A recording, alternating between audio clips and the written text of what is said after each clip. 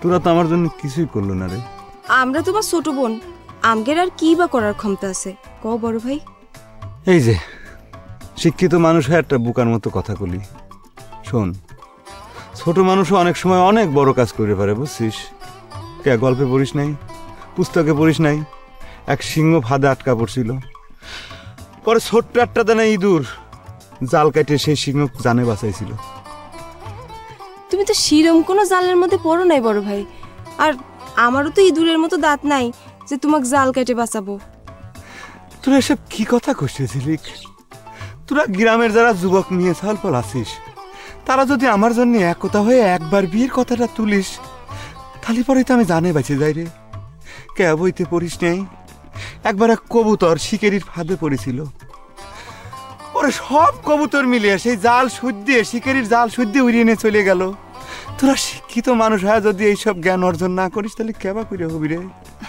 Column তো বড় ভাই, বইয়ের গপ্পের সাথে বাস্তবতার কোনো মিল হয় না। আর আমার যতটুকু সাধ্য মনে করো আমি করতেছি, তোমার ছোট ভাই পাশ করানোর জন্য প্রাইভেট পড়াচ্ছি, কিন্তু তোমার জন্য আমার কিছুই করার নাই ভাই।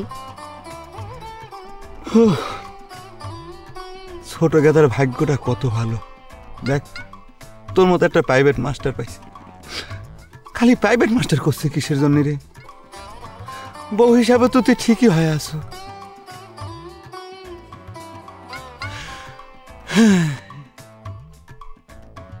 আমার কপালটাই খারাপ রে, আমার জীবনে কিছুই হইল না রে।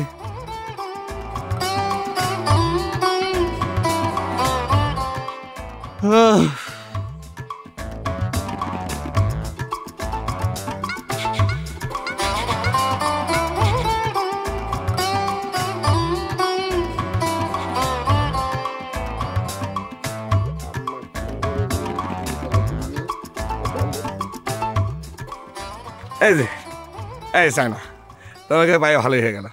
আচ্ছা সাইনা, মাসে তোমার হাত খরচের জন্য কি পরিমাণ ওয়াং লাগতে পারে? ওয়াং? ওয়াং আবার কি? ওয়াং মানে হচ্ছে টাকা। টাকা কি পরিমাণ টাকা লাগতে পারে? তা হঠাৎ করে আমার হাত খরচের খোঁজ কেমাই জায়গা দা?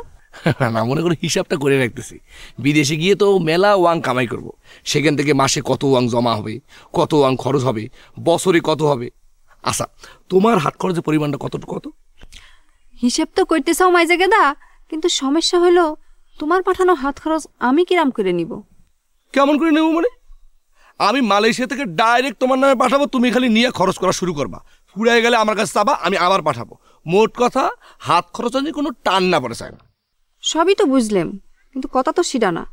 কথা হচ্ছে গে তুমি একজন পরপুরুষ, তোমার কাছ থেকে টাকা তো নেওয়া যাবি না, আমার গার্জেন তো সেটা মানবি না।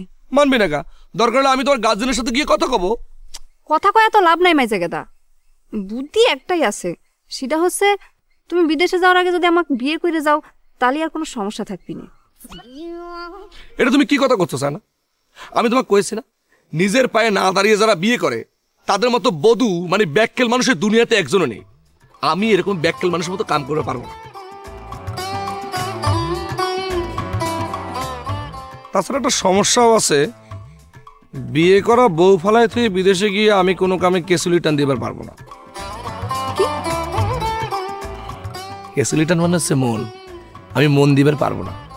ঠিক আছে, তুমি নিজের পায়ে দাঁড়ানোর জন্য বিদেশে চলে যাও, আর এদিক নিজের পায়ে দাঁড়াই না ভদ্রলোকের ছেলেরা এসে আমাকে বউ করে নিয়ে যায়,